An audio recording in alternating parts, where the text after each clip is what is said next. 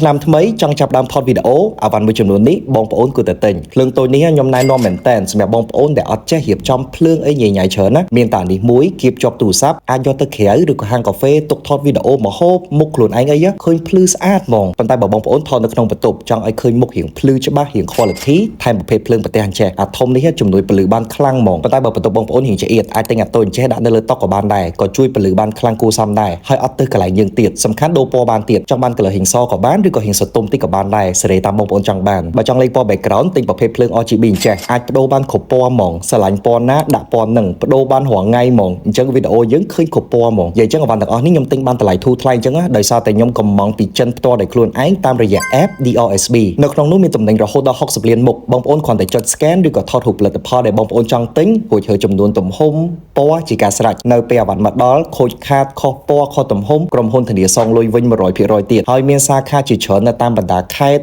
ស្រុកទូទាំងប្រទេសយើងហ្មងហើយដឹកជញ្ជូនចាប់ពី 2000 រៀលឡើងទៅហើយសំខាន់ free ដឹកជញ្ជូនដល់មុខផ្ទះយើងទៀតហើយបើបងប្អូនប្រើសេវាកម្មជួយទិញ DRSB ឥឡូវនេះមានលុយតែ 50% នៃថ្លៃអវ៉ាន់ក៏អាចដាក់ទិញបានដែរពួកគេកំពុងតែមាន promotion ពេលដែលអវ៉ាន់មកដល់ចាំយើងទូទាត់ 50% ទៀតអញ្ចឹងបើសិនជាបងប្អូនចង់ដឹងព័ត៌មានឲ្យកាន់តែលម្អិតជាងនឹងអាចតាក់ទងទៅ page គេផ្ទាល់ហ្មងក៏បានដែរ